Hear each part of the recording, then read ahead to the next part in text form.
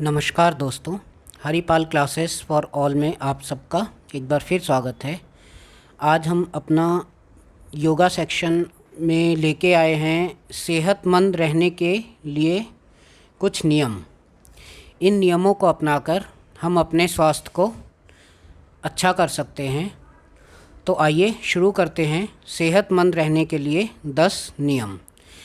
लेकिन जो भी व्यूअर्स नए हैं प्लीज़ चैनल को सब्सक्राइब ज़रूर कीजिए, वीडियो को लाइक और शेयर ज़रूर कीजिए और बेल आइकन को प्रेस ज़रूर कीजिए ताकि आगे आने वाली वीडियोस आपको मिल सकें और जो चैनल पे पहले वीडियो आप पड़ी हुई हैं वो भी आपको प्राप्त हो सकें। तो आइए शुरू करते हैं अपना योगा सेक्शन में सेहतमंद रहने के 10 नियम। तो देखते हैं पहला नियम क्या कहता है। देखिए, ये नियम अपनाएंगे तो आपको असर 10 दिन 15 दिन में दिखने लगेगा और ये हमारा व्यक्तिगत अनुभव है, हमने इनको अपनाया हुआ है, हमें फ़ायदा है, इसलिए हम इसको आगे प्रसारित कर रहे हैं। चलिए देखते हैं पहला नियम क्या कहता है। पहला नियम है, दिन की शुरुआत एक अच्छी सोच के साथ करें। जब भी हम उठें तो अपनी शुरुआत एक अच्छी सोच के साथ करें। इससे क्या होगा, इससे आपका पूरा दिन अच्छा और सकारात्मक गुजरेगा। पॉजिटिव एनर्जी के साथ उठें। जैसे एग्ज़ाम्पल के तौर पर हम सोच सकते हैं कि मैं बहुत ही विनम्र व्यक्ति हूँ और आज मैं विनम्र ही बना रहूँगा, गुस्सा नहीं करूँगा। इस तरीके से अपने दिन की शुरुआत करें। सेकंड नियम, दूसरा नियम देखते हैं। दूसरा नियम है, प्रातःकाल शौच जाने से पूर्व 1 गिलास पानी ज़रूर लें। हो सके तो थोड़ा गुनगुना पानी लें। इससे क्या होता है कि हम जब भी फ्रेश होने से पहले पानी पीते हैं तो पेट में जो रात का अनपचा भोजन होता है उसे पचने में सहायता मिलती है और वो आसानी से ईज़िली रिलीज़ हो जाता है। चलिए नेक्स्ट देखते हैं तीसरा नियम। तीसरा नियम है, सुबह की सहज धूप शरीर के लिए बहुत फ़ायदेमंद होती है। देखिए, जो सुबह सुबह की प्रातःकालीन अगर हमें धूप मिल रही है 8-9 बजे तक जो हम ले सकते हैं धूप, वो बहुत ही फ़ायदेमंद रहती है। इससे क्या होता है कि शरीर में ऊर्जा का संचार होता है और हम सबको पता है कि विटामिन डी का मुख्य स्रोत सूर्य है जो कि प्रातःकालीन किरणों से हमें प्राप्त होता है। तो हमें प्रातःकालीन धूप ज़रूर लेनी चाहिए। चौथा नियम है, नहाने से पूर्व शरीर पर धीरे धीरे तेल मालिश ज़रूर करें।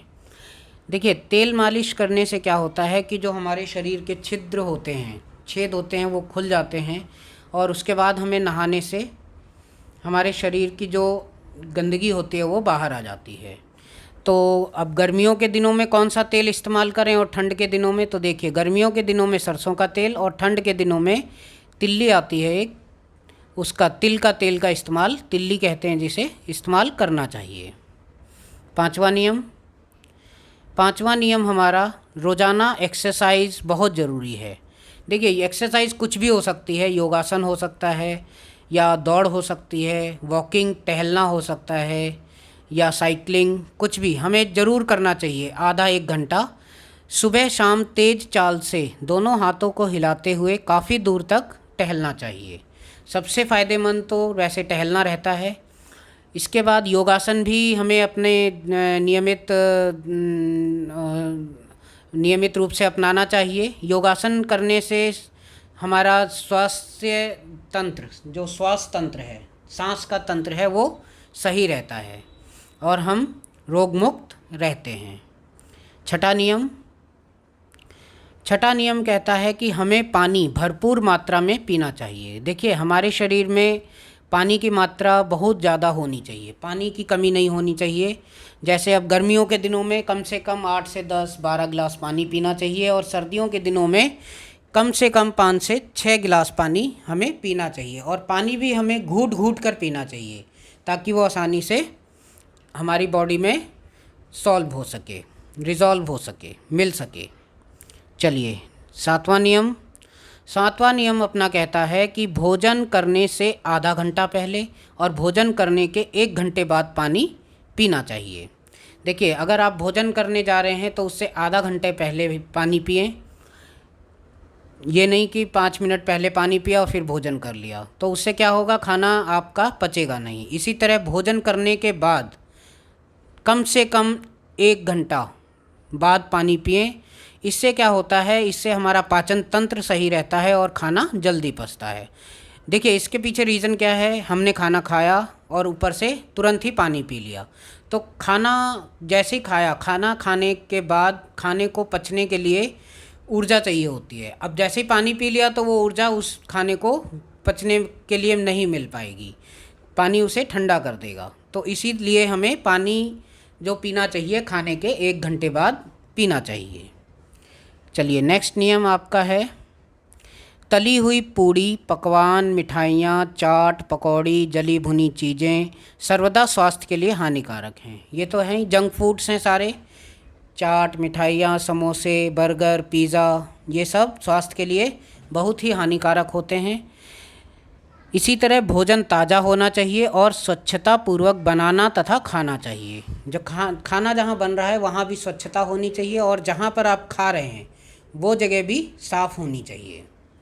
चलिए, नेक्स्ट नियम, 9वां नियम अपना, हमें बासी भोजन तो बिल्कुल करना ही नहीं चाहिए। देखिए, बासी भोजन अगर करना भी पड़े तो उसे गर्म करके खाएं, ठीक है, लेकिन ना, जहाँ तक हो सके बासी भोजन हमें नहीं करना चाहिए। बासी भोजन करने से क्या होता है, हमारे शरीर में आलस्य आता है और स्मरण शक्ति में कमी आती है। जो हमें याद करने की क्षमता है हमारी, वो कम होने लगती है। चलिए, नेक्स्ट और लास्ट नियम अपना क्या कहता है कि भोजन करते समय हंसना और बोलना नहीं चाहिए। देखिए, भोजन कर रहे हैं, सबसे पहले तो भोजन भगवान का स्मरण करने के बाद ही शुरू करना चाहिए, भगवान का नाम लेकर। और उसके बाद हमें भोजन करते वक्त ना तो बोलना चाहिए ना ही हंसना चाहिए। इसका एक साइंटिफिक रीज़न है कि हम जब भोजन करते वक्त यदि खाते हैं तो हमें, हमारे जो अंदर 2 नलिकाएं होती हैं गले के अंदर, एक श्वास नलिका होती है और एक भोजन की नलिका होती है। श्वास नलिका में सांस जाती है और जब भोजन करते हैं तो भोजन उसमें जाता है, नली में। तो अगर हम खाना खाते वक्त बोलते हैं तो कभी कभी क्या होता है कि जो खाना है वो श्वास नली में चल जाकर अटक सकता है।